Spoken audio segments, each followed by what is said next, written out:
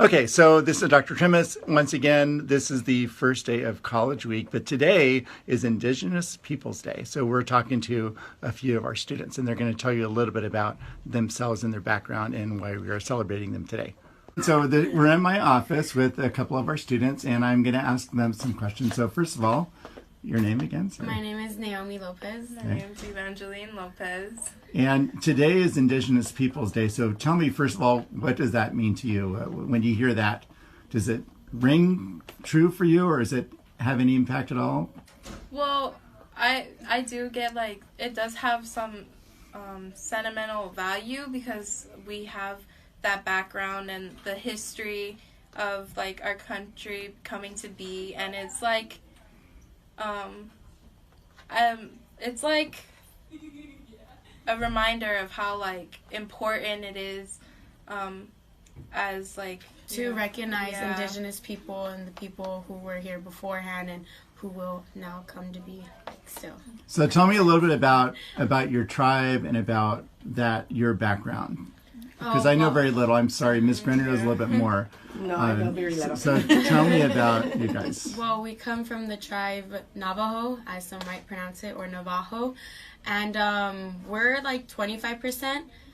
We're not that much like in like full-blooded, but that's a big portion compared to many 25% is a lot. That's enough for scholarships. Yeah. So. Before high school started, we were supposed to go to a boarding school out in New Mexico where our tribe is from. There's a tribe, we have a reservation out there in New Mexico, and my grandpa and his like family, they're like full-blooded Native Americans. We actually have a land of our own out there. Okay. And my grandpa has been out here for 4 years already, and he's kind of old, and he still kind of talks in his language when he's just in the language when he's like in the room by himself. So do you go out and visit? Yeah, we actually went. She went previously over summer.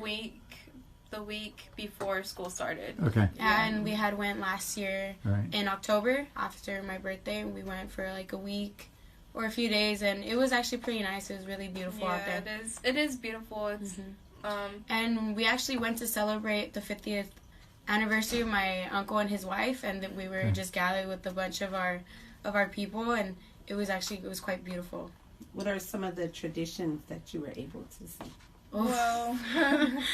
Well, our family, they don't really adopt those traditions, but we do see, like, my great grandmother, she was a weaver, so we see that in their homes and the patterns, and it's like really beautiful. Yeah, and you can go out there and you can like see that the houses that they currently live in, they're like handmade, and it's really beautiful. And when we were over there, they actually killed a sheep in front of us, and they cooked it there. And we actually, instead of like, we have tacos, but it's like with fry bread. It's like dough, and she actually learned how to make it over there, and it's really nice. Cool. And it's kind of vast and like empty, but it was just like, it was nice to be there, and the weather was nice over there. So usually when you talk culture, you think about language, music, arts, clothing. Yeah. So you talked a little bit about the food. Can you tell me anything about anything else like clothing or music,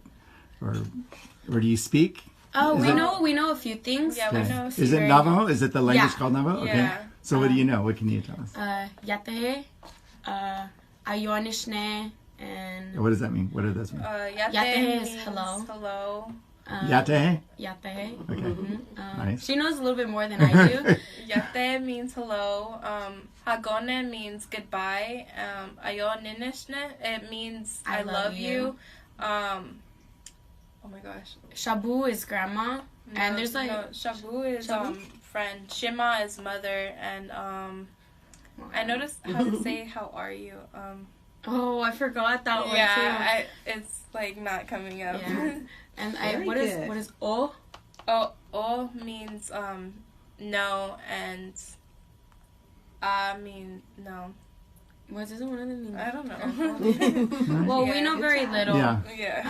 But you know what? It's really awesome you're connected too, because I'm Greek American. I'm half Greek, and not as connected to that side of my heritage as I would like. So it seems like you guys are sort of connected, which is really good. Yeah, it's important to recognize your background and try to connect with your culture, because over time people begin to forget about the things that happened before they came to be and the things that are happening now. It's just important to keep that part of yourselves. Yeah. If there's one thing you wanted to say to maybe help people understand the Navajo or understand that part of your heritage, what would it be? Oof, that's kind of hard. It's kind of like, there was a time when I was in middle school and we were going over history, and they said what happened to the Native American people, like if they died off. And I just would say, just remember that we're not gone. And even some people now, even people who don't think they're Native American, they could have some lineage back to the time of American colonization. Just basically don't forget about them. Don't make the Native people a forgotten people. Yeah, because even though we're not as like out there in the news, like in everyday news, we're still here, and I think it's important to recognize us and, you know, like go to your like powwows, because I know there's a lot of those around. Those are nice to go to and see the people and the stuff they have and the music, which is really beautiful.